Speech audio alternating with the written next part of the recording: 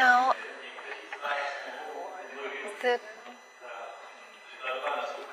it's the time when somebody could put off the headset and somebody else will have to put on the headset. Now the main language that occurs in of the conference will be the Czech language. We have spoken about nuclear power engineering in other countries, and now we will focus on the Czech Republic. The first person, Ivan Beneš, will compare the risks of investments into the nuclear, coal and gas power plants. Thank you. Nice afternoon, ladies and gentlemen. I thank you for opportunity to contribute to this topic. I will focus on future. I will not mention the quite successful operation of nuclear power plants in the Czech Republic. I would like to start with several mentioned word risk. Every year the global risk report is published, and I think the most important risk is the risk of ignoring the risk. And I would like to start with a quotation. Wherever in the world we are confronted with a new political and physical formation, and these are multi-milliard projects with the cost of this amount. And the companies must be sure that all the risks were found out for such projects, because ignoring these risks, and in case of big projects, these risks may be complicated and quite complex, and they must be evaluated very well. We could find several projects in Prague which among these projects, and even in these mega projects, the risk is ignored very well. This is an inherent feature of such projects, and consisting in the fact that the people deciding on these projects are not responsible for the consequences of their decision very often. My presentation will consist of 3 parts: market risk, non-market risk, and comparison of these risks. The risk of the project sponsor is verified, and the sponsors should have a successful history in the implementation and operation of similar projects. If we have a look at the reactors which should be built, we have to conclude that in the whole world there is no enterprise and no political representative who could prove its successfulness in the operation of the nuclear power plant of the 3rd generation. And in the market environment, which is not in China and not in Russia. So in the market environment, there is no strong enterprise able to provide a guarantee for the construction of a nuclear power plant. Risks during pre-completion risks. The representative of the project must be prepared to prove that the risks during the construction are not too high, and that the certified, well-proven technology is used. And I repeat once more, no such project has been completed and verified by the operation. And it was shown here that the gas power plants were built. Many of them were built in Europe in the last 10 to 12 years, and the technologies for these gas power plants are quite common. The development of overnight cost. This is the case if we would be able to build power plants over one night. The cost of long constructions are eliminated from here, and this diagram comes from the study of one institute in Massachusetts. The escalation of prices of technologies of power plants. The costs escalate and rise much more than GDP.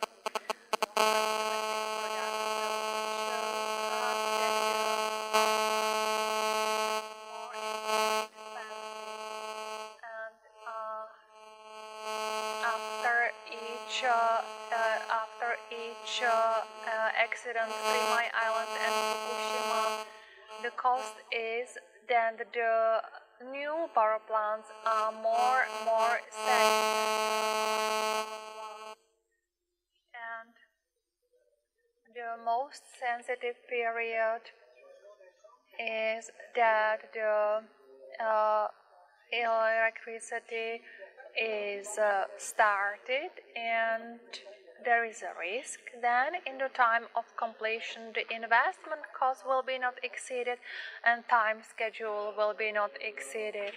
It means that everybody devoting the money and guaranteeing that it will be paid should know how the constructor how is the financial stability of the construction. And in the market environment, I repeat it once more, no case is known in which the time of construction was not exceeded and investment costs were not exceeded. Risk of approval procedures. For the reason that the impacts of potential nuclear accident are much more serious than the cost of an accident of a gas nuclear power plant or a coal nuclear power plant, and in view of the risk of proliferation, there are risks connected with approval procedures are higher. And then after construction of the nuclear power plant, the power plant is operated, and then operating risks exist. This risk is connected with a technical component, and the technology is hiding much more risks in comparison with the technologies of a coal power plant or gas power plant. Because after the shutdown of the reactor, we are not able to eliminate the residual heat, and it might be overheated reactor, and it may result in an accident if we don't cool down the reactor successfully and long enough. And then the catastrophe can have impact on the life of thousands of inhabitants, but the accident of a coal power plant or a gas power plant will have only a local impact.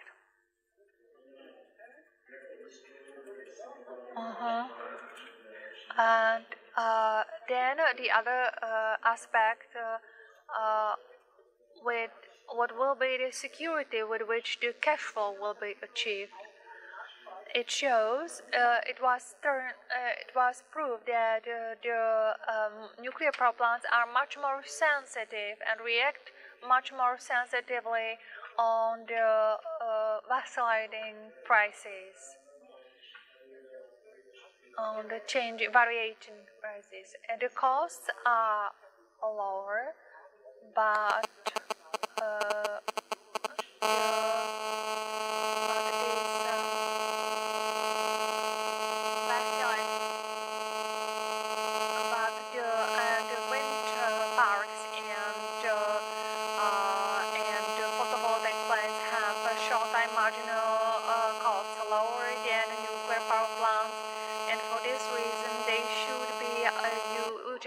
preferentially in the market environment. And this market with intermittent sources with fluctuation is growing. And now I will say the question which was mentioned here was, what is the future of the nuclear power engineering?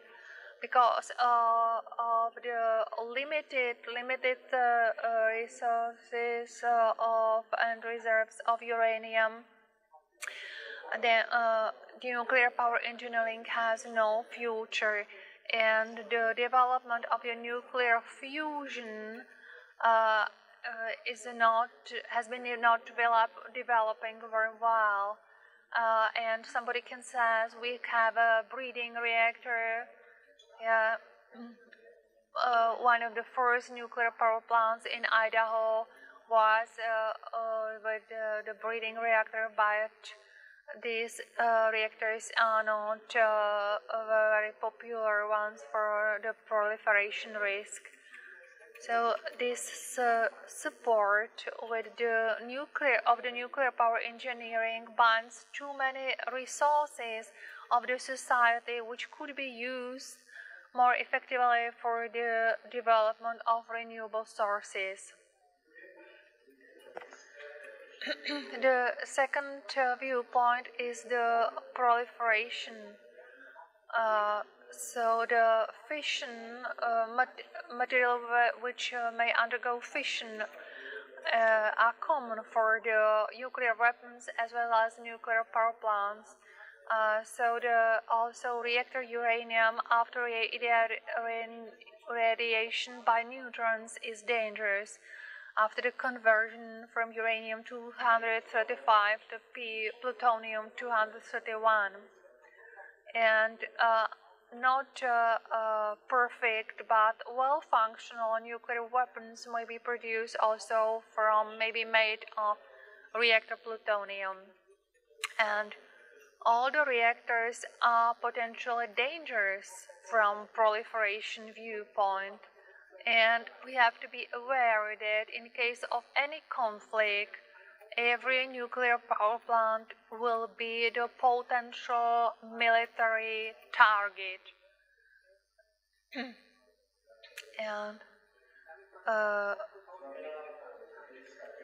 And from the market viewpoint, reactor plutonium shall be not a part of a free commercial sphere.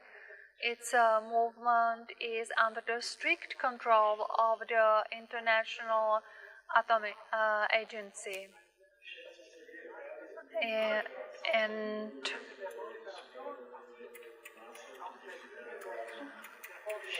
all persons having something together with nuclear power plants must have appropriate abilities, psychological condition as well. And the most risky factors are moral insufficiency, missing knowledge, and also hope to be anonymous. And if we ask a question why it's possible that in China the power plants are built for a low price, I think it may be explained also by less strict tests.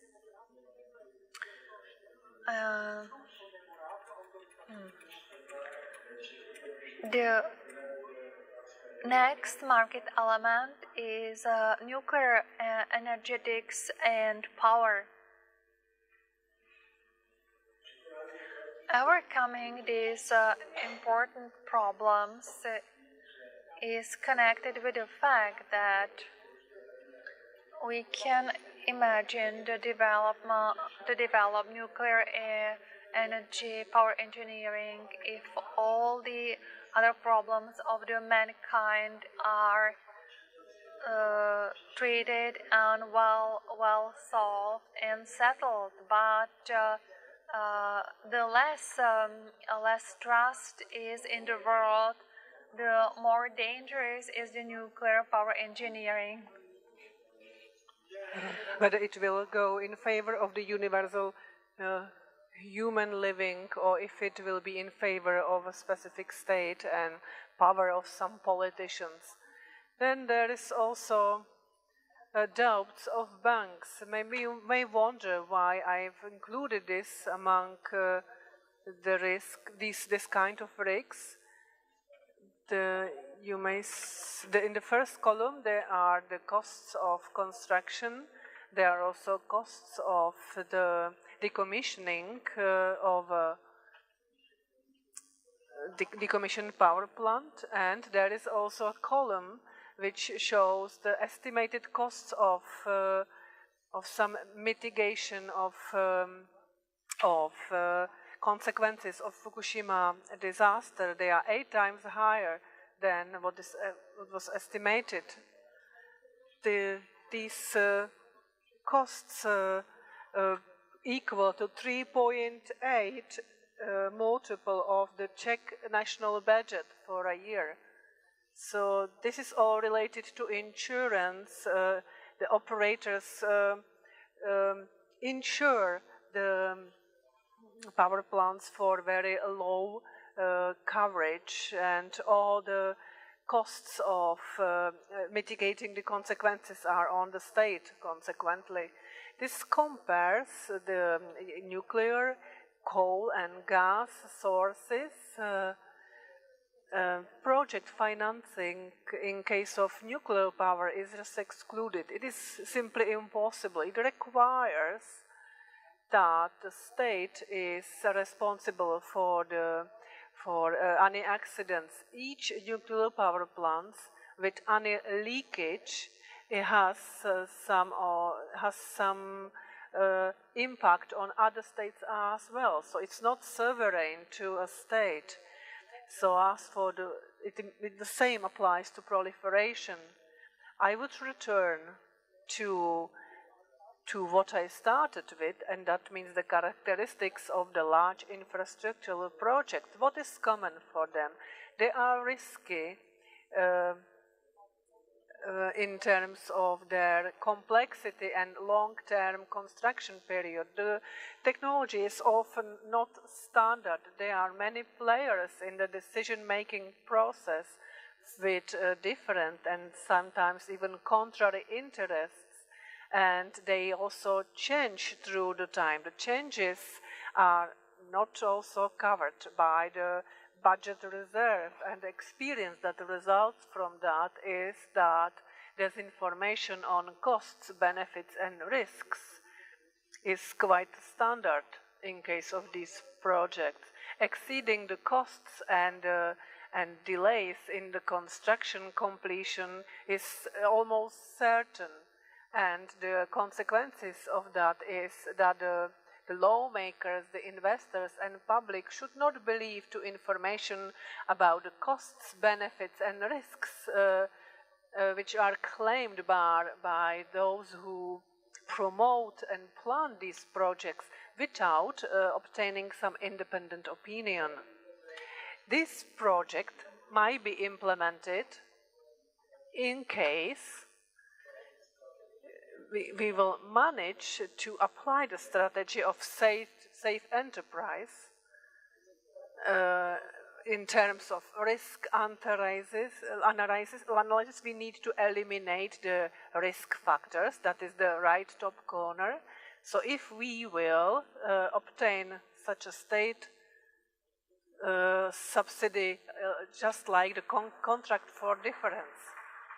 Thank you for your attention. Thank you very much, Mr. Beneš. Please come to join us. Thank you for your presentation. Michal Stuber, who will just come to the microphone right now, is the colleague, or is the member of the JNT group, and you know him as a quite common and popular commentator in many media. He is also the minority shareholder of ČEZ.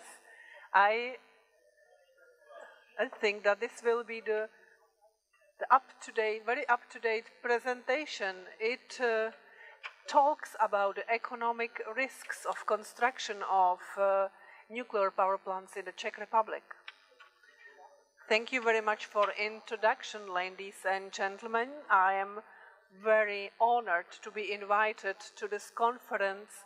However, I may present a bit different opinion than what you heard so far. I'm not against nuclear power, and I'm also not against renewable resources. I am trying to find some reasonable solution, and I believe that energy is such a difficult sector in terms of time, costs, that it is not impossible to say clearly at this moment where we should aim for at this moment. I don't even think that what the Madam Professor said about Germany will actually happen. I just don't believe that when they will phase out the nuclear power plant, that they will cope with that. I believe that they will have to extend their life for a few years in the end. Okay, so I will just look at my presentation to prevent myself from talking too long. In the beginning, let me to make a short introduction to what it is about in the region.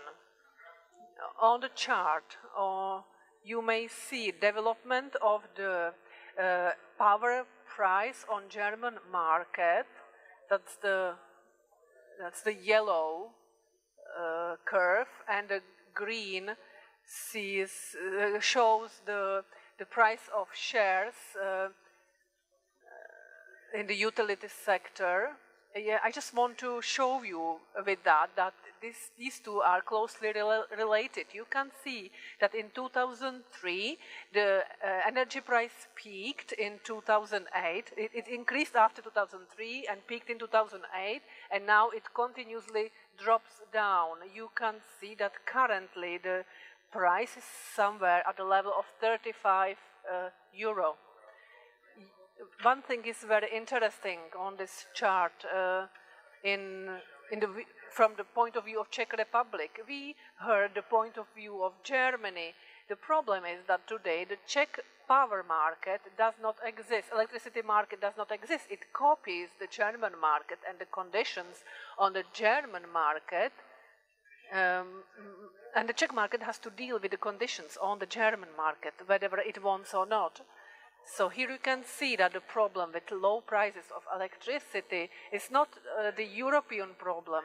It is actually the regional problem. The figures inside the maps of individual states show the prices of power in individual countries. You may see that the price in Britain is much higher than the price in Central Europe. The same applies to Spain, France, Italy, and even in the eastern countries. In Hungary, for example, at the moment, Czech Republic is in the worst position among all, where the price is even lower than in Germany. The reason is clear. It is an extreme development of energy sector on German market, to which the Czech energy sector and the Czech consumers,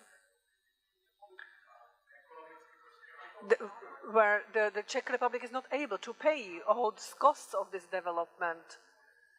On the right side, you can see the phases of this development. From 2006 to 2011, the energy prices raised significantly. From 2012, let's say, to 2015, there will be a significant drop, and that will be so large that the electricity market will stop to exist. The only correction that may occur, in fact, is additional regulation, establishing the capacity market. That means in our region, we will no longer have a market price of electricity.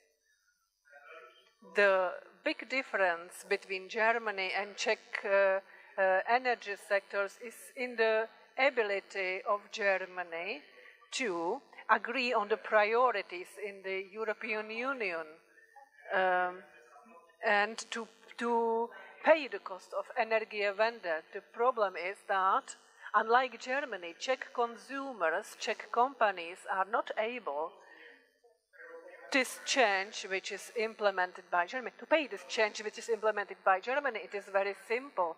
If today in Germany there is over 70,000 megawatts from renewable resources and German consumers pay about the additional charge 62.62 euro per megawatt hour, then the German consumer whose income is 3-4 times higher than the income of Czech consumers that is acceptable for them. However, for Czech consumers, such a cost is really destructive, and therefore it is much more difficult to implement in Czech Republic than in Germany. Because while in Germany about 70,000 megawatts of renewables have been installed, and the consumers pay 62 euro per megawatt hour, we have installed 2,000 megawatts, especially photovoltaic power plants. And if the state budget would not contribute to these renewables, then the Czech consumer would pay 100 euro, and in Germany 60 euro. Then this is not a balance. This is a big difference. This is something what for Czech Republic and for all the countries in the eastern part of Europe is unacceptable. I also want to quote two important things which might be interesting. Recently, the Wall Street Journal published an article which says that Europe has created a monstrum and doesn't know how to get in control this renewable Frankenstein. That might be funny for Wall Street Journal, maybe it's funny for Germany, but not funny for Czech Republic, definitely not. It was clearly and very nicely summarized by Mrs. Drábová, who is the chairwoman of the Czech regulation body. She said that the energy policies of Czech Republic and Germany are, in terms of the tools, are so different that either we are wrong or Germany is wrong. And I will add one thing. Germany can afford to make a mistake because they are more rich, they are larger, and they have resources to finance Energiewende. However, the Czech Republic is not capable to do that in such an extent as it happens in Germany. However, to come back to the topic of nuclear power, the tender for Temelin project in Czech Republic has been closed. It hasn't been closed because of a disagreement with the project itself. It has been both the politicians and the chess management, they got to this tender to some point when there were only two options. They could only stop the project because the chess management is, according to the law, the corporate law, the chess management is responsible for economic decisions. Therefore, they could not sign the contract. The second option was to conclude a kind of contract of difference or other type of guarantees, which would probably would not be approved by Brussels, because at the moment when the tender started, nobody was counting on any guarantees or any contract for difference. That means that it was a solution which in fact had shown, later it was proved that economically the project is impossible. So to stop a nuclear project, it is enough to look at the price of the power. So under the conditions of the market price, this project is not economically feasible. It would be economically feasible under conditions which the Hungarians have tried to apply, that the financing is on the Russian side. However, the taxpayers will actually pay the costs. It is not easy for me to say, but we need to adapt to the situation around us, and we must clearly change the approach to the energy concept and strategy of what will be constructed in the Czech Republic. The Czech government should stop messing around the energy policy, to be prepared for the capacity solution, to learn from what happened in Germany and find out what is economically feasible for Czech Republic. The process that Germans started is very expensive. We must stop being limited to one right solution, which is completion of a nuclear power plant like the Dukovany or Temelin. It is important to abandon the old principles. We cannot exclude import of power for in short-term basis. It might be even beneficial. We must also allow the energy development, the technical development. What's going on in energy sector is very unique, because this sector within the recent 10, 15 years, next 15 years will change totally. The role of central energy production will be reduced. The question is, in which countries, for economic and geographic reasons,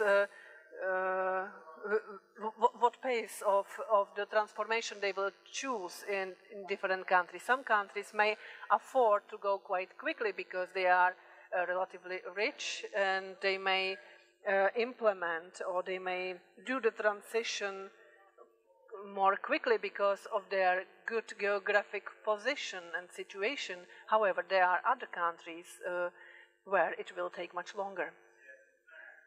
It is necessary to get ready for additional increase of the energy price, of the electricity price.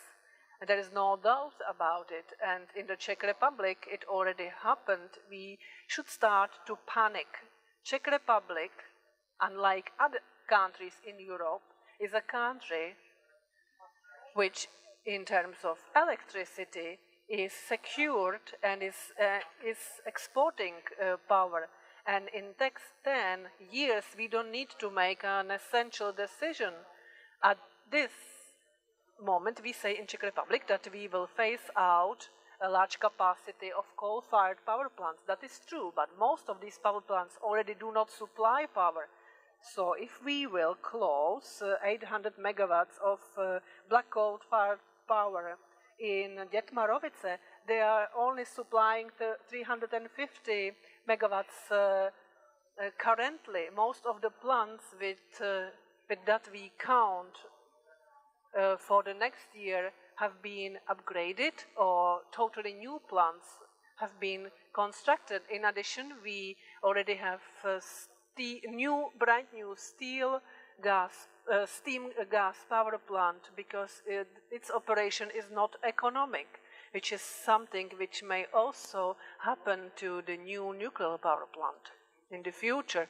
Now, my personal opinion of what will happen in the power industry, it is very simplified. However, I like the picture. I made it myself. In the first column, you can see the current energy mix. I had no ambition to add the individual shares of this of the individual type of power source. However, what I want to show is that at the moment, coal is only a temporary thing for the European energy sector. This is temporary. It will take 10, 15 years. The future of European energy sector is not in coal. This is a temporary because the coal prices dropped down, and also because we have absolutely unfunctional market with the CO2 emissions certificates, the permissions, because some countries blocked the backloading decision, because of course for Germany it was unacceptable for German companies to increase their costs of energy. So this is the difference between Czech Republic and Germany, because what Germans can force in the European Union, we can only look at it and talk about it. What is increasing is the share of gas. Gas is the future in different forms for Europe, and maybe what happens now in Ukraine and in Russia is the process which may finally make the supplies of gas safer for Europe. As for the nuclear, as I said in the beginning, I am not against nuclear power. I can imagine that for the energy mix of some states, nuclear power will be still an essential part of their energy mix. By the way, Mrs. Merkel said that the future of German energy without nuclear power is impossible in long term. She meant the fourth generation power plant, about which we know a little or we almost know nothing. But there is no doubt that the share of renewables will rise, and that is very clear. And I want to show you one concept, one solution. Mrs. Kempfer has already mentioned that this is a concept which, in my opinion, may solve a lot. It is a power to gas concept which is currently organized by the German government agency DENA, which joins large energy, automotive companies and other companies in Germany. This is a project which is not simple, but it is very promising. This project for Energiewende and for the future of European energy, it solves basically everything. The project is based on the fact that in the locations with concentrated renewables, we will use the electrolysis of water to produce hydrogen. It will be methanized through CO2 to produce synthetic gas, which after some treatment and enrichment can be supplied to the normal gas pipes, gas conduits, and it might be even stored. This technology resolves two things at a time. It enables storage of energy, and it also enables transportation of energy from locations where there is an excess of energy to locations where it can be used to produce electricity. In 2017, new commercial projects of this type will come live, and this is a very interesting journey, interesting way. It also resolves the situation on the market. Of course, this process is very expensive. However, it may be used at the moment when there is a great excess of electricity from renewables, which are unusable, because this energy can be converted to gas. We may store it and then transport it, and this, I believe, is the future of European energy. And that's why I personally believe in the combination of gas and renewables. However, I would never be brave enough to say that nuclear energy is over, is no future for the European energy, because I believe that even in nuclear energy there will be a great technological development. There's no doubt about it. Thank you for your attention. Thank you, Mr. Schnobber. I have one question for you. You have said in an introduction that the Czech Republic cannot afford what Germany can afford, and concerning renewable sources. And there is a question if the Czech Republic may afford to have a proper nuclear power plants. And it is the principal problem of the European economy. We are speaking about a common market, and this has one principle of all. If a really unique energy market should be created, then a certain load must be transferred to Brussels, and these are also economic interests of each country and also the safety risks. The unique market doesn't function, but we predestinate that it's function, and even politician may justify the answer on the question if we can dare to use the nuclear power engineering. The politician says that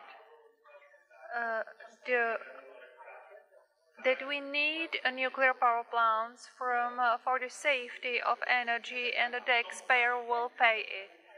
And speaking about in individual countries of the European Union about risks and about national economic risks, then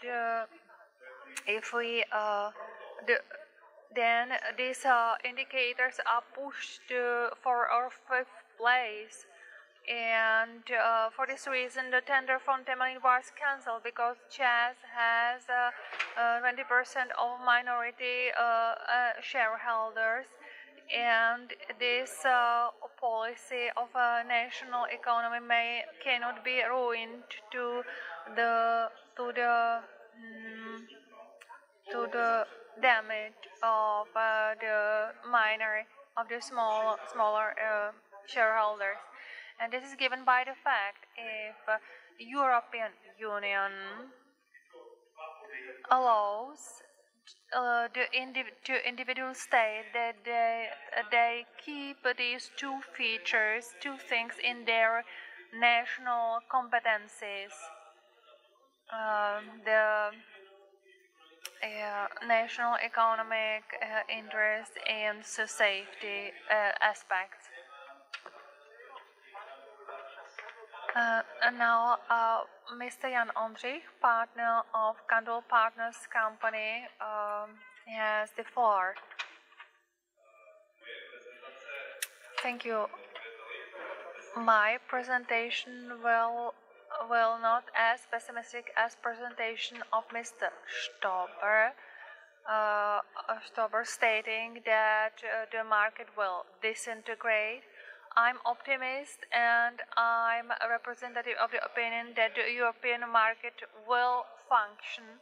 But I agree with Mr. Stober that the most expensive features is the national safety. If we define the safety of deliveries of supplies in such a way that we say that in the peak, the demand plus safety margin must exist, then, and if we would sum up the inquiry if all the individual countries, we come to the different amount then by summing up the peaks of individual European countries. And I would like to comment now the renewable sources shortly. If I have somewhere a few wind facilities or some photovoltaic panels, and if I shall estimate 1 or 2 days in advance if I will have electricity, then it's difficult to say. But speaking about large amounts, then the probability is much higher. And if we speak about the forecast for 3 hours in advance, and for me as consumer or for the operator of the virtual power plant, is this of key on importance, and this predictability is very, very high, and we can work very well with it. And I would like to correct one myth, and these are problems in the German grid. If we have a look at the German market with supporting services, we have to state that the mass introduction of renewable sources didn't cause any problems in the German grid. Since 2008, the price of supporting services dropped by more than 50%, and the installed capacity of renewable sources doubled, more than doubled. This drop is permanent, and the most important drop was recorded in 2008 because the administrative burden of the preceding system was removed, and 4 operators of the transfer grid came to agreement on a common dispatching, common purchase of supporting services, and the tender will be shortened for the dominant auction for 1 week in advance, and also the output will be decreased from 10 megawatts to 1 megawatt, and the effects of this agreement were immense. The results were very, very positive. And I would like to show it on example of France, which is based on nuclear power plants. We speak quite a lot about the volatility of the German market, and the prices in Germany maybe 200 and 250 euro for megawatt hour. And we compare it with France in scarce hours. These are hours with insufficient output, several thousand euro per megawatt, or also 1,500 megawatt, and in extreme cases also 3,000 megawatt per 3,000 euro per 1 megawatt. And now I would like to summarize the reason why a new nuclear power plant should or shouldn't be built in the Czech Republic. The contract of our difference will be presented in the Czech context because we spoke about them a lot in the morning, and then we will have a look at the market or the large scale wholesale market with energy.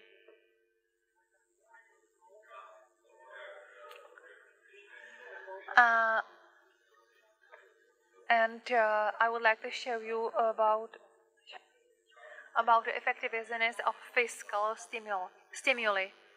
This was one of the reasons of the government, of the Czech government, which said there will be no lack of electricity in the Czech Republic in the next 3 years. But in future, there will be lack of energy, and for this reason we need a nuclear power plant. And the third reason was the price of electricity is low, but the price will rise, and for this reason the nuclear power plant will be profitable. These were arguments of the Czech government. And now I skip the contract for difference. Now a few differences between Great Britain and the Czech Republic. Also, Great Britain terminated its non-competitive process of selection, and they tried to select it at the beginning. In the Czech Republic, the support is customized to the most important power company.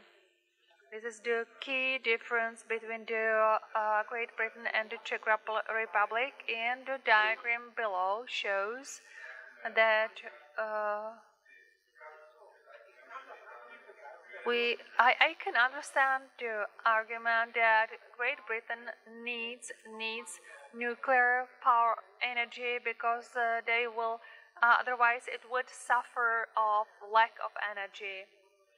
Maybe they could have more wind energy, but in Britain this argument may be understood because the present system is based also on gas power plants very much, and minimally from short time viewpoint this is a certain risk because at present the supplies of liquefied natural gas moves about 25 euro for megawatt hour. Japan pays up to 40 euro for megawatt hour. So some importers maybe would prefer sending natural gas to Japan, and by simple calculations we can say that the price would achieve 80 euros for megawatt hour in Great Britain, and the subsidy could be the additional 20 euro per megawatt hour, and this is acceptable. The Czech Republic is very well connected with surrounding countries, and we can import the electricity where in case of short time deficiency, short time lack of electricity. I think the Czech Republic should strengthen this cross-border connection to improve the possibilities of trade of energy purchase in the next years. If we support the renewable sources, what's bad on subsidies of or support of nuclear energy?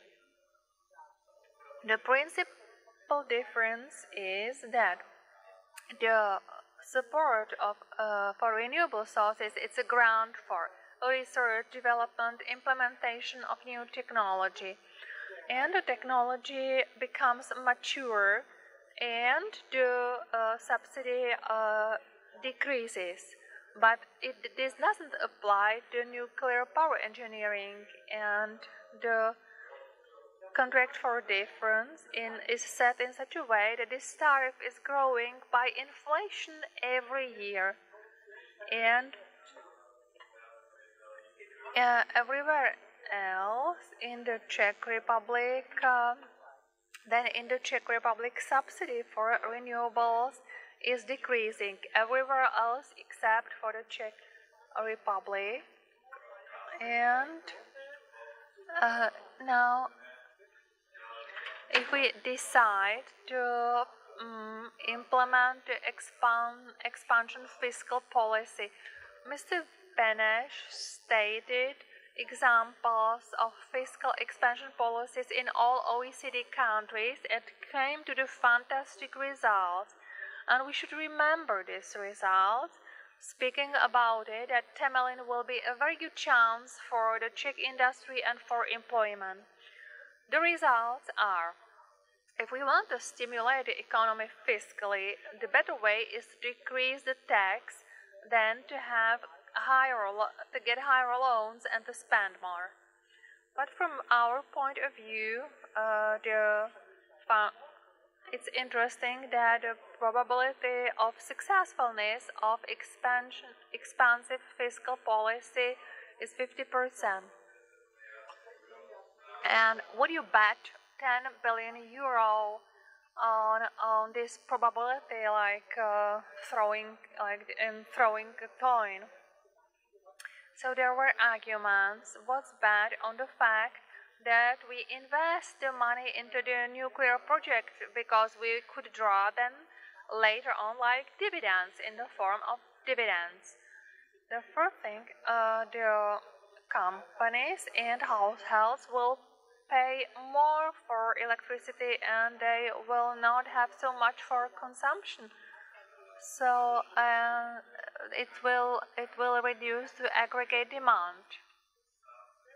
And if the state wants to perform the fiscal policy, it's much more cheaper to do it directly than through a half-private company for a simple reason, and these are the costs of financing. The state bonds have much lower interest rates than the loan of chess, possible loan of chess.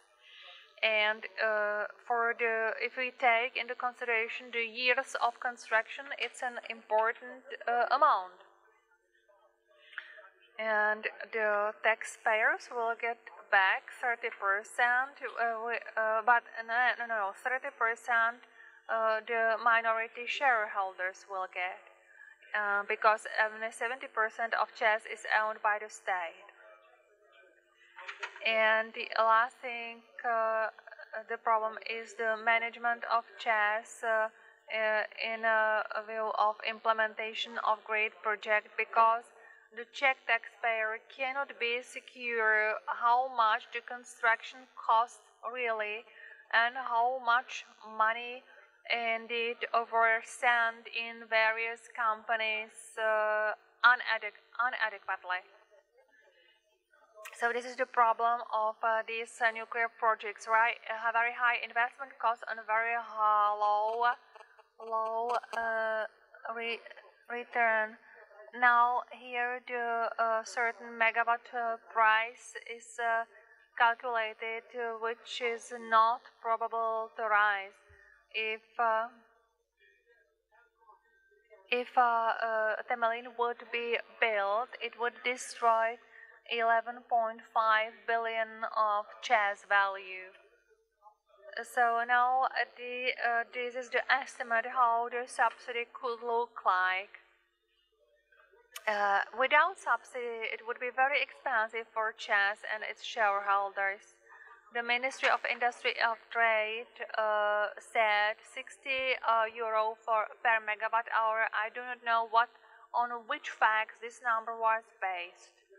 But if we suppose that the subsidy would be paid for 30 years long, then this also in this case, this project would destroy the value of the company. If the subsidy would be identical, like in England, 108 euro per megawatt hour, it wouldn't be sufficient. Maybe it would be better to have 115 euro per megawatt hour. Then in this case, the project would be neutral for company values. The project would involve all the costs, including the required revenue for company's shareholders. And this table shows and summarizes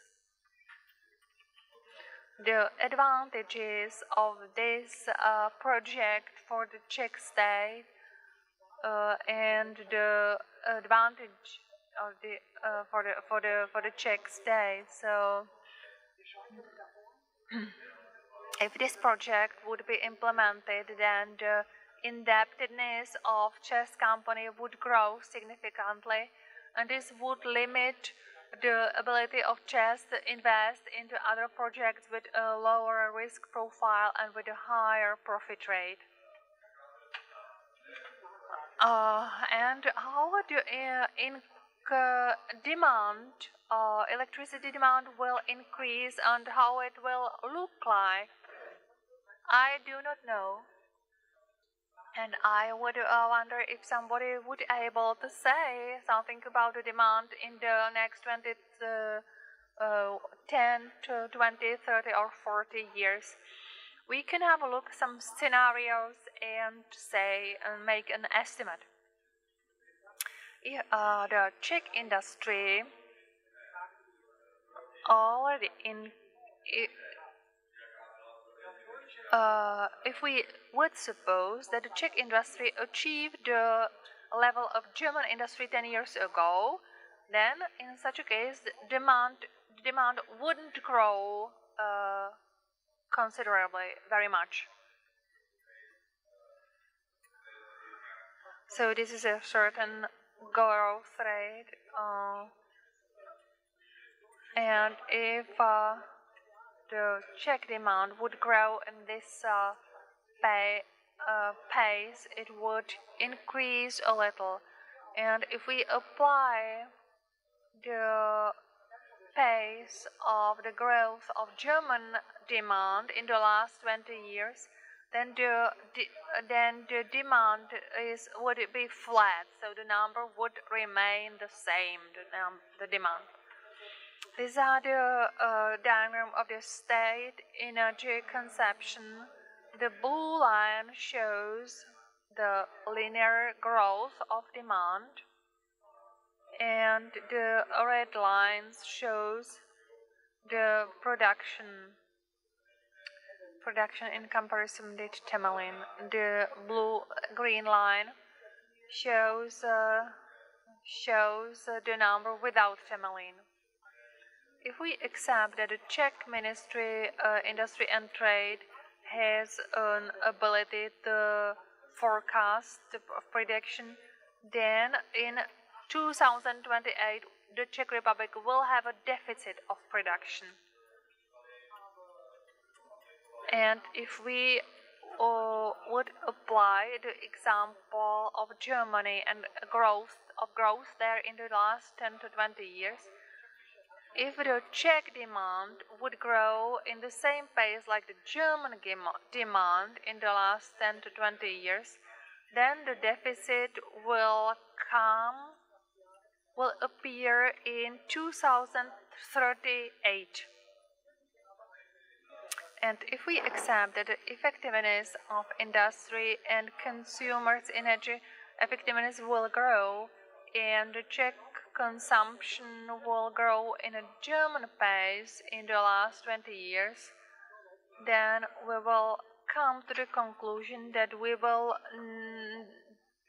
do not need any power plant even in the year 2040 not. And so the Czechs confess that there are transformation of the market and it's necessary to react on the transformation. We suppose that the prices will not grow considerably in the middle term period.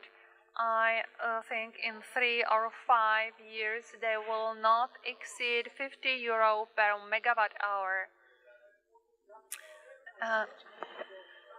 For the reason of growth of production from renewable sources in Germany. The next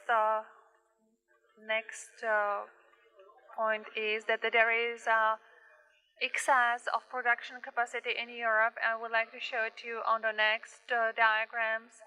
And these are the reason of the low price are renewable sources in combination with non-flexible sources, which were designated as baseload. And this is given by the fact that these sources cannot decrease their own output, and all of a sudden there is in the grid there is energy from renewable sources as well as from conventional, and the price drops then. The next point is increase of electrical effectiveness, and the last point is the other virtual power plants. There is a concept functioning in Germany and used for grid control. And now the promised pictures, the world before renewable sources, the numbers comes from Germany with a relatively low price of coal and high price of CO2 permission.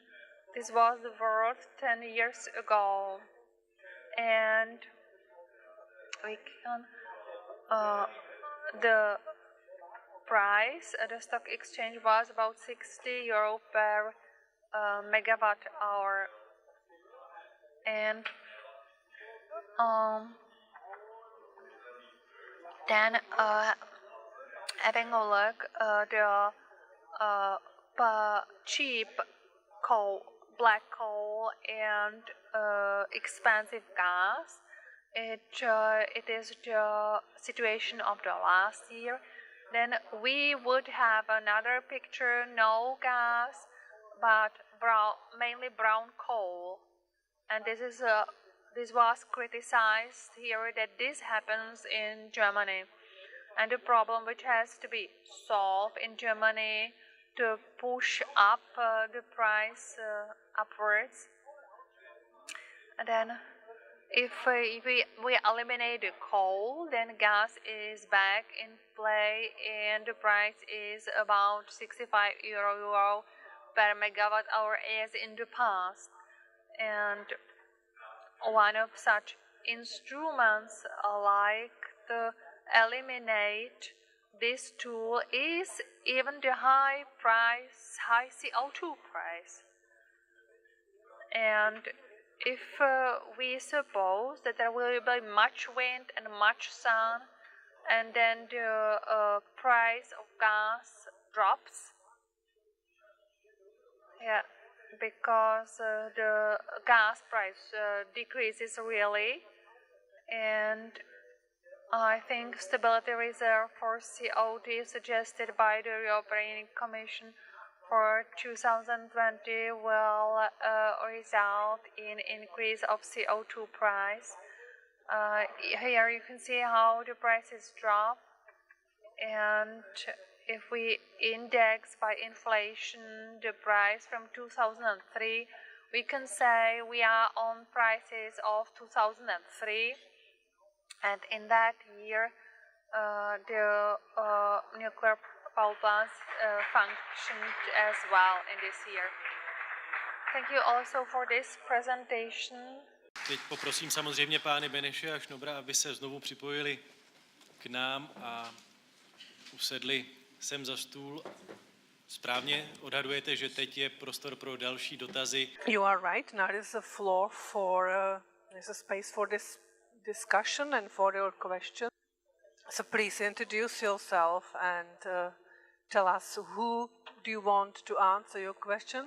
My name is Lavinia Andrei, and I am coming from Romania, from an environmental NGO, and I have a question for Mr. Michael Znober.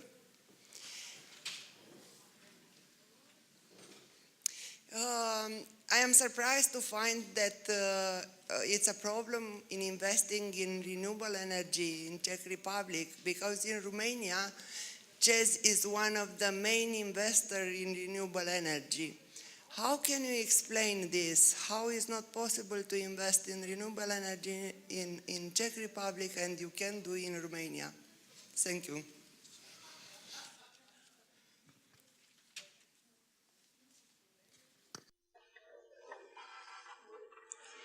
Okay, so I will answer the question.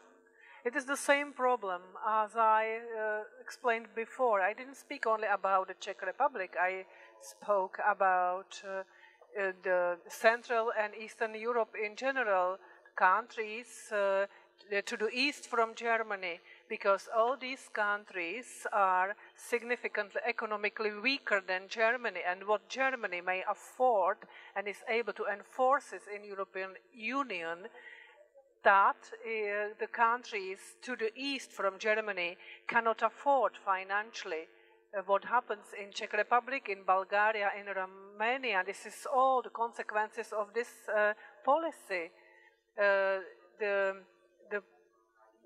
As their subsidies have been set, they are not feasible for these countries. The fact that Czechs invested in Romania and now it has problems with these investments because their income from this investment is half than what they expected. This may be only identified as a bad decision, or Czechs didn't assume that the situation will develop as it actually develops, and today the shareholders, including the management, it's mainly the shareholders, they take the consequences, and I believe this will improve. Next question. A gentleman with the hat in the middle. Please wait for the microphone.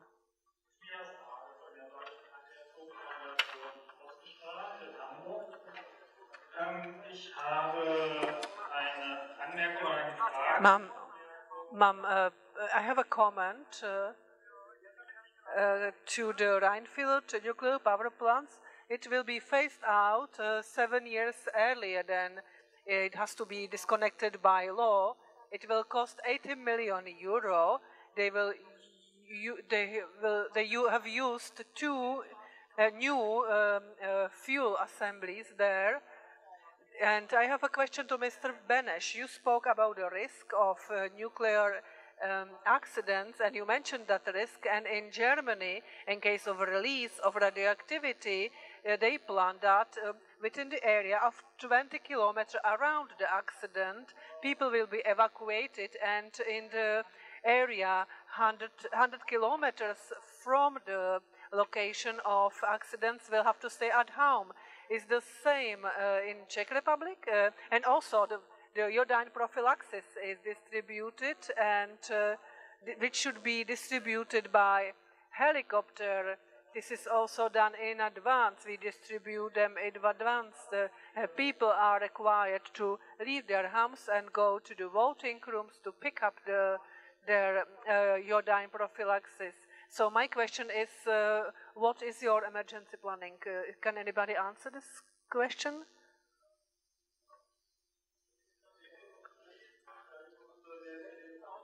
So if I understand this well, this is about emergency planning in case of nuclear accidents. I believe you will be the best person to answer. I apologize. I didn't hear that it is a question to me. I believe that this is managed in a standard way through the emergency plans. The nuclear power plants have the most complex and really very well prepared emergency plans. I talked about the cross-border effects, and everybody who is constructing a new nuclear source, they have to count on the fact that they have to cope with this fact.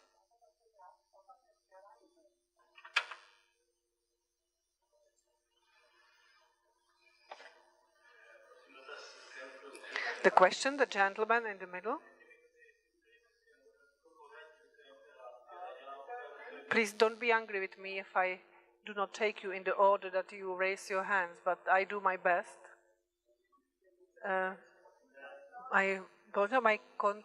My question is, I don't have a question, I have a short comment which is quite important for the Czech context. We from outside can see the ambitious German projects in which Czech where the traditional Czech skeptics will look for some problems why it may not work. On the other hand, we see that there is a crisis in Ukraine. We can see that the new nuclear units, which mean increase on dependence on the unreliable Russia that's not a good solution. And we see also aspects which talk about this period. On one hand, we have the newly cancelled tender for new Temelin units, and I want to appreciate the method in which those 100 members teams how they managed to do it. This should not be sarcastic. I must say that we should really appreciate the way they work with that and how they managed. The last aspect, which is valid, is that in recent 16, 18 years,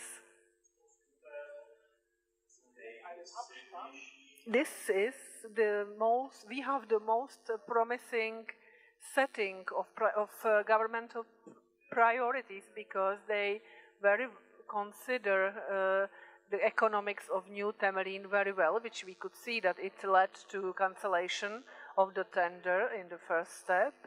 And also there are discussions on the new law which would reduce the dependence of Czech Republic on fossil fuels. And third, the Sobotka's government decided to support renewable installations. And the fourth priority is a very ambitious problem to the new Green 2 savings. And these good reasons, these reasons that I have just named, I named them because I want to illustrate the period in which we live, that it is very unique, and we should use this opportunity for really true and good consideration of where our energy sector should go. And we really welcome this development. Thank you very much for your contribution. You said this is not a question, however, I will make a question out of it, and I will ask all my colleagues for their short answer. Tell me, is that great energy transition in Germany will work? Will it work in Germany? What do you think? I will respond from the point of view of energy stock in Europe. I believe that this German way is the only way for Europe as a whole. I believe that Energiewende will work, but not because somebody wants it or not, but because it is in such a stage that they cannot just stop it. So everything that will come next are things which are economically necessary, and Energiewende, no doubt, is the future of Germany. I'm not sure whether it is future for Europe. For me, it is a big question mark, because there are great economical differences between individual countries, and that is the problem. Shortly, I agree with Mr. Benesch.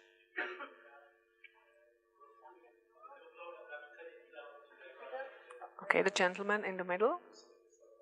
My name is Vítězslav Jonáš. Some of you know the battle of Dukovany against construction of the final storage in Dukovany, because we didn't want people to protest against the operation of the nuclear power plants, but only against the storage.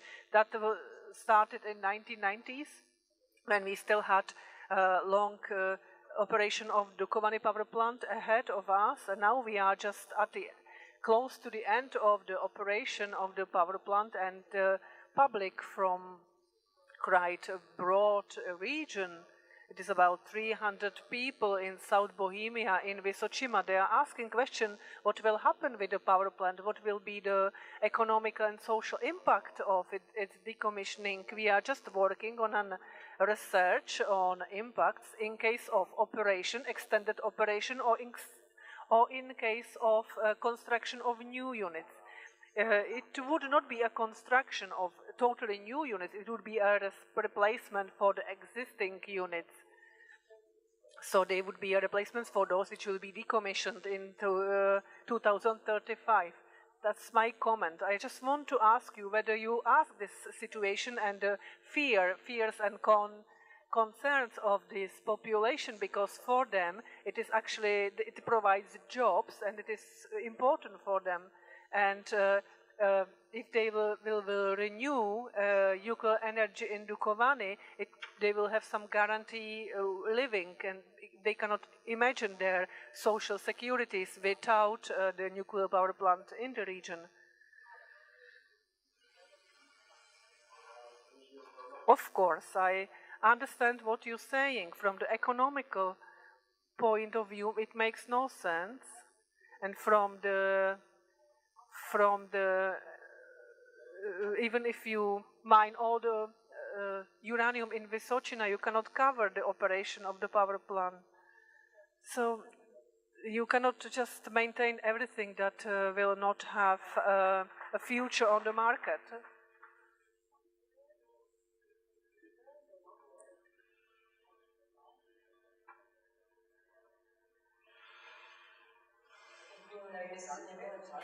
I'm sure.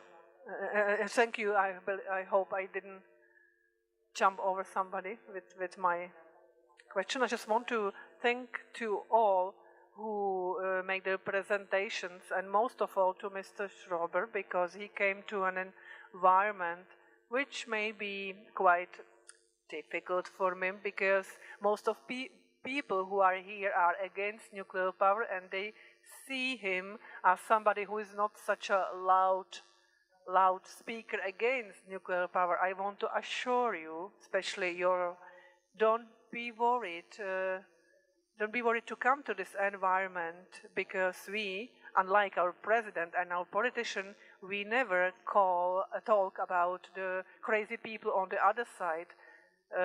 Today the president said something like that. We never talk about them with some respect, like they talk about us. We are trying to discuss, and believe us or not, we are trying to discuss about the economy. And they never want to hear us from the beginning. The economic factors and the facts were always something which they didn't listen to. And so I am very grateful, and I want to thank to all of you who presented here, because you are local people, Czech people, and you are experiencing the Czech policy, the Czech political situation, and you see that they don't want to hear the arguments which are pronounced here. So it is quite difficult to stand here and say I am against it because of that and that. I just want to assure you that although you said in the beginning that you are not against nuclear power, then the outcome of your presentation and your conclusions are similar to ours. We always say that we should actually realistically consider the situation. The politicians must understand that there is some energy when that Germany is in different situation, and we ask them to reconsider the energy situation and policy. The energy policy that we have is really obsolete. So thank you very much. Please go on working, and we will be very happy to discuss with you.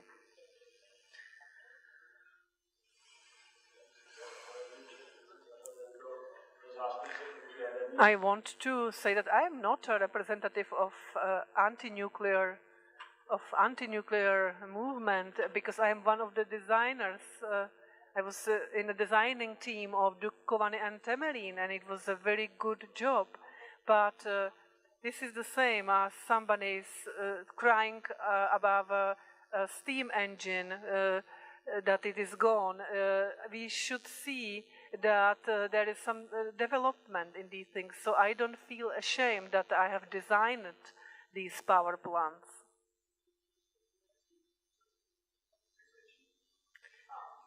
I want to ask why we should explain why Germany is going to the front so quickly and easily. For example, wind energy, which is onshore, is you use the land that you sell and where you can produce the wind energy, and in 6 years it will pay for the photovoltaic power plants, for example, and these economic tools need to be applied as well. I am dealing with economy from the socialist times, and I want to say that you emphasized that we are quite far from Germany, from their situation, and that we cannot afford that. But the fact is that we cannot afford that because that we are not able to compete on the market. During the socialist time, we were in a good position, and today we are much lower on the scale. And I want to say that our production has 3 times energy consumption than production in Germany. That means that the problem is here because we don't have modern production, because everything was. We assumed that market will create everything itself, but it didn't happen. And now we are very far behind Germany, and nobody wanted to say. I wrote a book, The Global Change.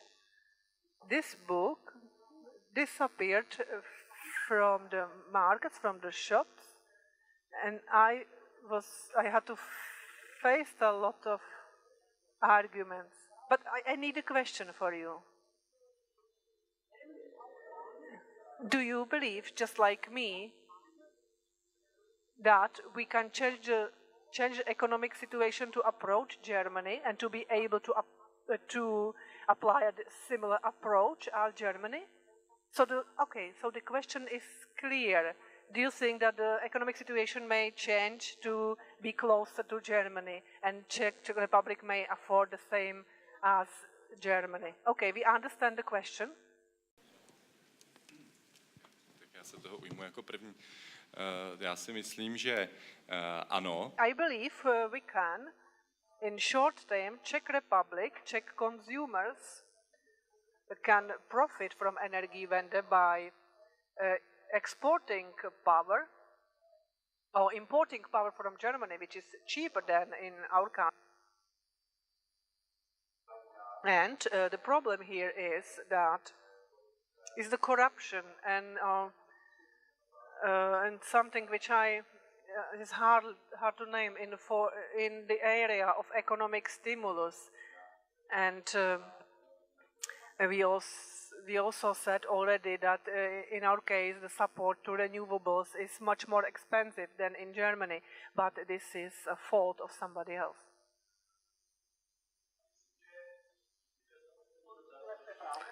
I think it's time for the 2 questions. Tak, dobrý den, Frédéric Vers, Centrum Výzkum Řeš. In English? I've got a question to Ivan Beneš. You showed us the comparison between subsidies to nuclear industry and compared to subsidies or the absence of public subsidies to coal and gas. And I'm just surprised not to see that in our world there are wars. Wars are paid by the taxpayers, and they are mostly about resources, among them gas. And this is a kind of subsidies from the public to the gas. It was not shown in the graph. Second subsidies is that fossil fuel, and namely coal, when you burn it, you produce lots of pollution, and the pollution decreases the life standards of people and creates some diseases that will be paid by the social security system of any countries. This is a second kind of subsidies from the public sector to the fossil fuel, coal in this case, and the third one concerns the future generation. Every fossil fuel emits some CO2. CO2 will trigger global climate change in the future that won't go without economical damages, and any kind of economical damages is a kind of subvention from future generation to today's. It was not shown on your comparison, thus this comparison was not fair. You should compare nuclear with fossil fuel on a fair basis, please. Já jsem tu svoji rizikovou analýzu I have limited my risk analysis to the reasoning of why today in the market environment in democratic countries it is not possible to build nuclear power and ask for the social costs. This is very complicated. Social costs like maintaining proliferation to limits and the risks of the current contract on non-proliferation of nuclear weapons and the nuclear renaissance will result in the fact that the nuclear materials and technology for production of fission materials will become enhanced in the States.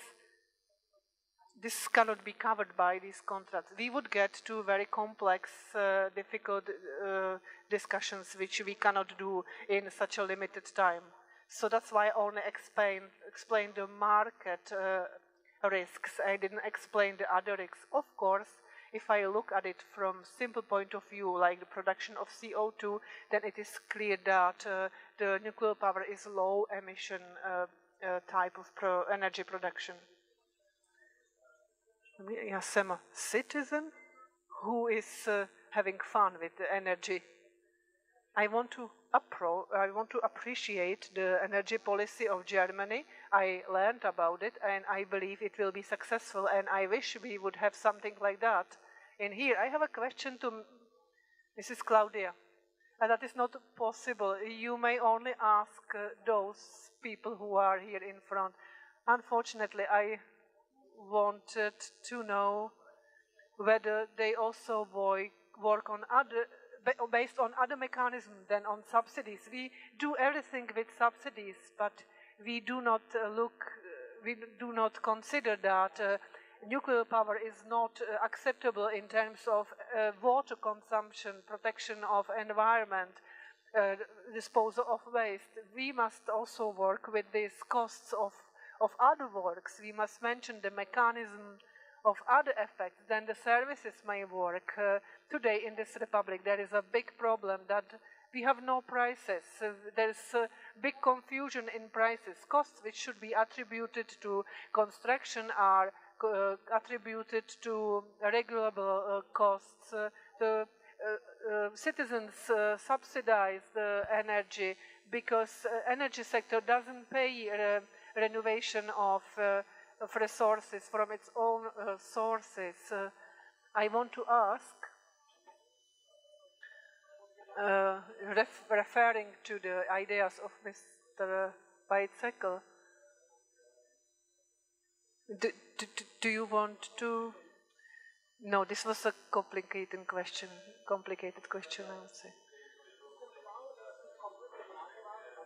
Okay, in that case, that gentleman wanted to say something. I apologize, we could not answer, but we need to you may have a dialogue only with those who are present in the panel discussion. Please tell us a question. Curious to hear what Aldrich would think about that. First of all, thank you very much for bringing Dana Drabova forward and her position, and with that reminding us of an extra risk that we face in this country, and that is the risk of a non-independent nuclear regulator. Somebody who promotes nuclear power the way that she does should just not be in her position, and I'm happy that you reminded us of that. But what made me really think was your remark, what Germans can pay, we cannot pay. It doesn't seem to go for Mercedeses or toilet paper. And I don't think it is also true for electricity. What Germany did do was implement the support system for renewable energies that gave a kick in a way that the people still could bear it. My question to you is, okay, we have the bad experience from the renewable support law from, what was it, 2006? I can't remember even anymore, a long time ago, which caused the solar boom. Could you imagine a similar system where we would not introduce the last-minute introduced block on reducing the feed-in price for PV that would work for the Czech Republic, that would be realistic for the Czech Republic? And what do you think could be the result for the development of renewable energy? Or put it in another way, do you think that we can step over the shadow of the solar boom and come with a support system for the Czech Republic that learns from the experiences in Spain, Czech Republic, Portugal, Denmark, etc., and does not make the same mistake that whoever put in that one clause made in the last law?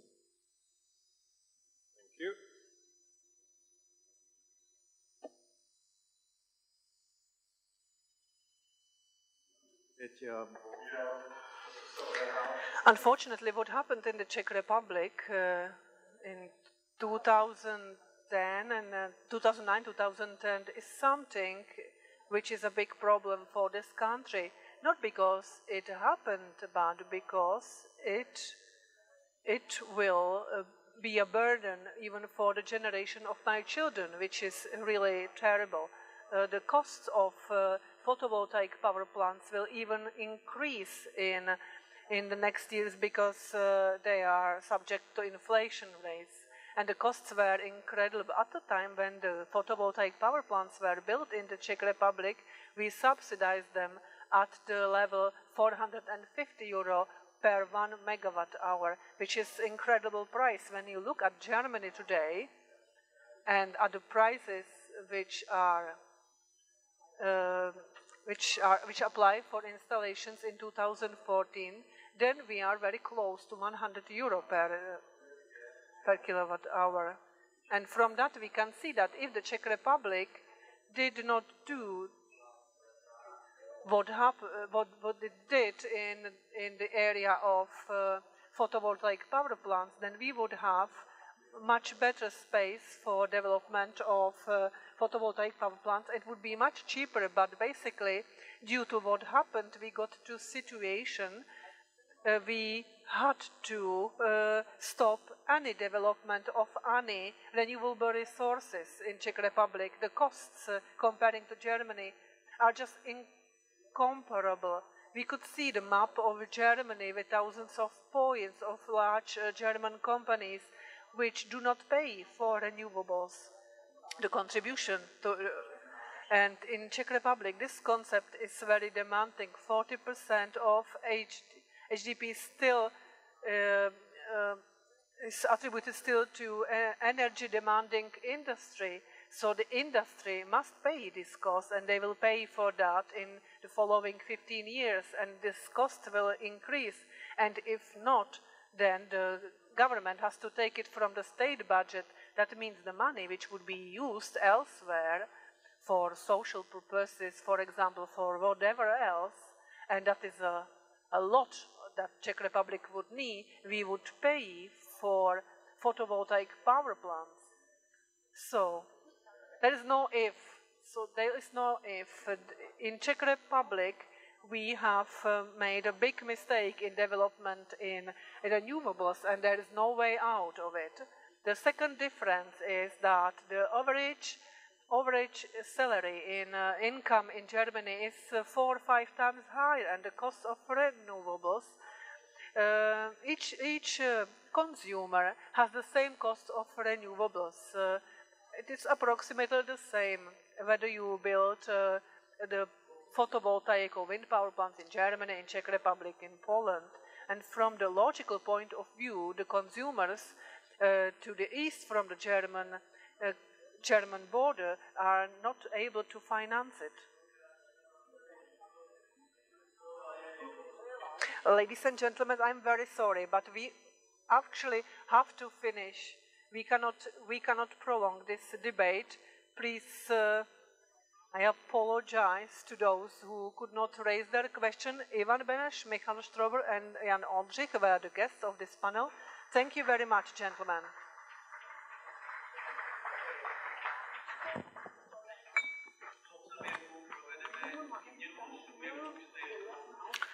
And now we will exchange the guests you have already seen.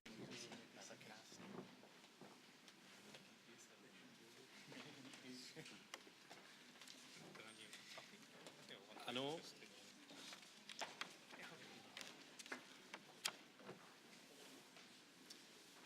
Sehr geehrte Damen und Herren, ich möchte mich für die Einladung... Nochmal? Okay.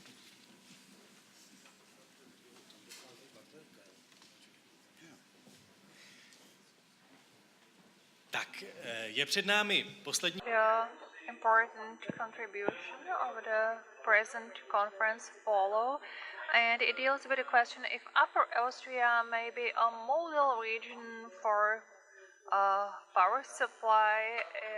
So Michael Nagel from Upper Austria will speak about it. Thank you for the time. I will try to be punctual and not exceed my time, and I concentrate on the main points of my presentation. You have the presentation before you, and you may download also my presentation. Mr. Anschober mentioned already about the situation in Upper Austria. We are a small country for Federal Republic in Austria, and we are neighbor of the Czech Republic, and we are comparable with them. We are industrial country, and we consume 1/4 of the total consumption of the whole Austria, because we have aluminium industry and metal industry, and also engine producing company BMW. And we have a lot of heavy industry, and in spite of this, we have also ambitious energy plans. I would like to tell you something about history and how we would like to manage our ambitions plan by 2030. And I would like to tell you something about the present situation and present implementation in Upper Austria. Already in the 90s, there were energy concepts in Upper Austria with sectoral goals, and up to 1999 there was an energy concept which was replaced by another energy concept by 2010, and then in 2005 we started to work at another concept, and we started the work at energy future, and and then we have a concept by 2030. This should show us the next way for in the next 25 years. We have elaborated a potential study, and we try to take the energy consumption as one of the columns of the industry, and on the other hand, we tried by construction of environmental friendly resources, we try to replace this consumption by renewable sources. We performed also the changes in the laws, and in 2010 we set the way our goals by 2030, because we have to find out if our conception is feasible and if we can afford it. And we also defined that every 3 years we will perform the evaluation step, and that we will look every 3 years where we have to do the corrections to achieve our goals. Our evaluation took place in 2011, and the second one will follow in 2014. The energy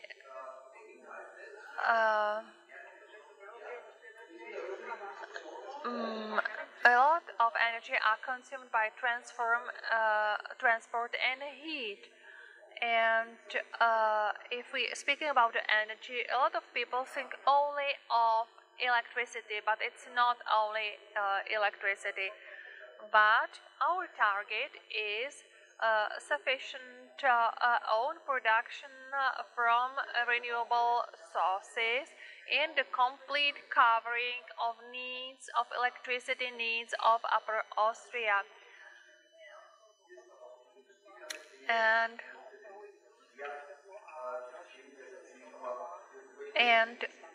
the next these are the targets in numbers. This is the analysis of potentials for various energy mediums which are available. Biomass, biogas, water, power, and photovoltaic and wind. And we guessed where will be in photovoltaic in 2005. With 2005, we said it may be 100 to 300 gigawatt hours in photovoltaic. And at present, we have 110 gigawatt hours produced from photovoltaic. And we didn't suppose that we really profit from the German development, that the photovoltaic is and will be so strong in Germany. Somebody criticized it, but we profit from economy upscale, and we profit also from the prices of these facilities very intensively. And I think by 2030 we exceed 300 gigawatt. We have 148 particular measures which were taken, and you can see them on this picture, these measures. On one hand, this carrot, this is everything which is connected with subsidies, with sugar, and there's music. This is the information campaign, creating the awareness, and the man with a stock behind. This is the law, legal regulation, because the company, the society should be forced to go on the way prescribed by law. And here the measures in the sector of heat. This is the complete reconstruction and isolation of the buildings built between 1940 and 1980. We would like to reconstruct and insulate all these buildings, and this is our ambitious goal in the area of heat supply. And we would like to also use the resident heat, which is losing into the air now. And besides energy effectiveness, important target is also construction of wind parks, and also the new construction of water power plants. We have a package of measures also for transport. We would like to extend public transport. We focus on energy effectiveness. We work deal with this topic quite a lot, and we have also nationwide law and communal concepts. In Upper Austria, there are 445 municipalities, and already 265 of these municipalities try to work on their own energetic concepts, which they will be able to implement on future. Mr. Kempfer speak about it. And we have to come with consulting, with the exchange way of electrical consumers, the old ones against new ones, electric laws. These are elderly people having the appliances consuming a lot of energy, a lot of electricity, and for all of these groups we provide consultations which are well accepted also by municipalities. We have a lot of supporting measures, so we do perform support of networks and clusters, and we will try to create 40,000 new jobs in the field of energy consultants for various target groups. And we profit also from our own energy transition, and we try to create our own know-how. We offer know-how. We have a professional school in Vals dealing with technologies of energy effectiveness, and we have also the lighthouse projects, which are model projects at the Antwerp-Bruckner University in Linz. We create there the projects of new passive houses, of a new country institute. We would like to be the pioneers in these technologies. We also insulate public buildings, and we would like to show to companies to help them on what they should focus to bring the innovations to people and to be able to implement them. What plays an important role? The development of energy price is something we cannot influence because this energy price is developing, and you consider that the price of the heating oil is not a measure we can control, but the development of heating oil prices contributes the departure of many people from abandoning this heating oil by many people. These are the legislative measures. For example, the constructional law. We have to say that certain renewables must be preferred, and installation and the roofs must be designed in such a way that the photovoltaic panels may be installed there. We also prohibited the electrical heating in new buildings in Austria, so they are impossible, and in public houses we prefer biomass or solar plates. And in short now, our situation now, the renewable sources are the most important source in Upper Austria, but also fossil fuel plays an important part, and biomass is before water. We have 860 hydro plants. 28 of them have the output 10 megawatts and more. These are big water power plants, but biomass is before hydro power plants. And you can see now the ecological heat and remote heating, and the share of ecological heating is 48%, and so all the heat is produced from biomass and by central heating.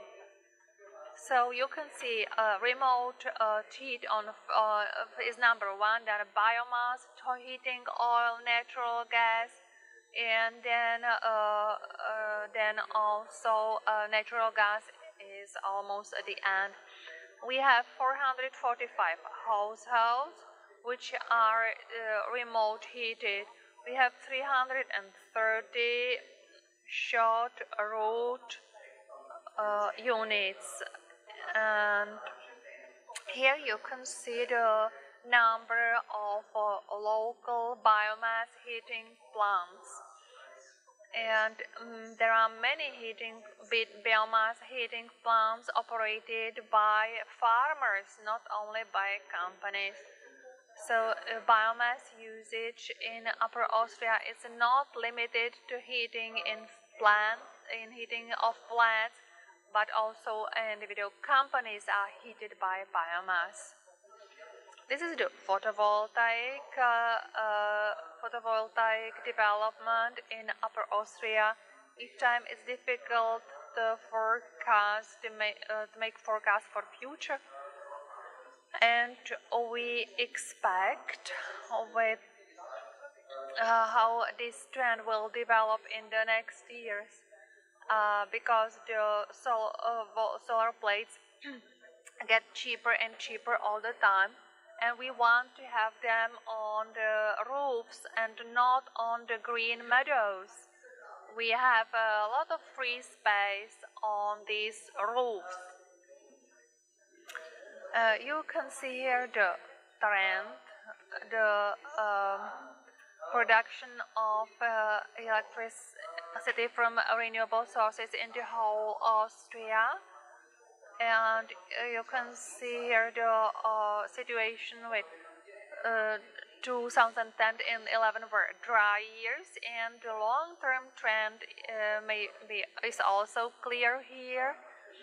The trend is of building renewable sources is rising. This is our goal we would like to achieve, and we have 1,000 gigawatt hours, and we would like to achieve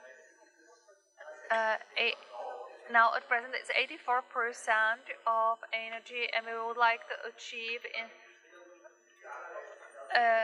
the total consumption is 4,000 gigawatt hours, and we would like to cover all this consumption by renewable sources, to cover it of 100%.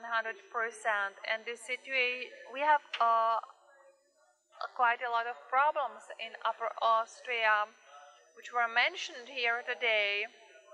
Also, we have problems with the building of transfer grid, how to get this electricity into our country. So this is the condition: build a new transmission grid.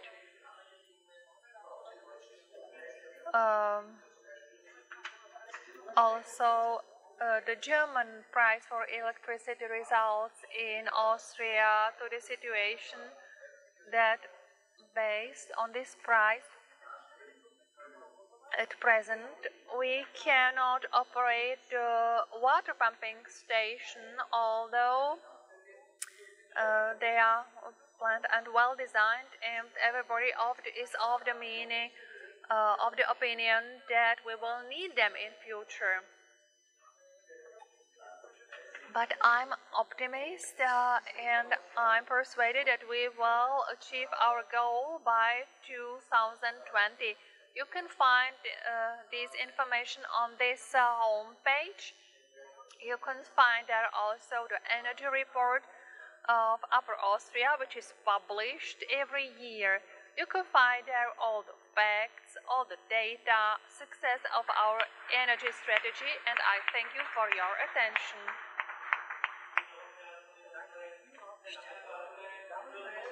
Thank you very much, ladies and gentlemen. This was the last. Příspěvek konference s názvem Ekonomické limity jaderné energetiky.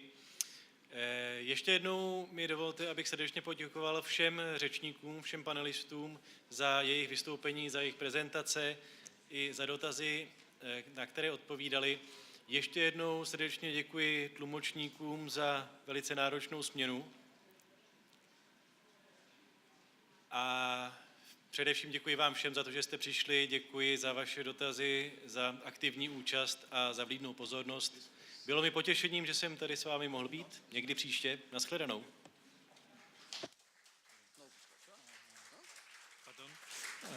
Já chci poděkovat i panu moderátorovi Janu Bumbovi za vysoce profesionální výkon, i to, že nás udržel skoro v dokonalém jízdním řádu v časovém, jaký jsme měli naplánovaný. Také tlumočníkům, které organizoval Pavel Trnka, za ten překlad docela náročný tady celkem do 3 jazyků. Prezentace budou kromě paní Kemfert na webu www.nec2014.eu a bude tam časem, dejte nám pár dní, videozáznam z té konference. A ještě jsem vás chtěl poprosit, ty, co jste Češi a budete tady zůstávat v Praze, ještě můžete si účastnit se jedné debaty, a to je večer od 19 hodin v Langhauseu ve Vodičkově ulici, tam má sídlo Člověk v tísni a bude tam debata mezi Michaelem Schneiderem, kterého jste teda viděli dopoledne, a Vladimírem Wagnerem, který taky přišel na debatu sem k nám. Bude tam diskuze o jaderné energetice v Evropě, úpadek nebo oživení. Pardon, nemusíte být Češi, bude tam i tlumočení, bude to česko-anglické. Takže já moc... You may also come even if you don't understand the Czech language. So thank you very much for participation.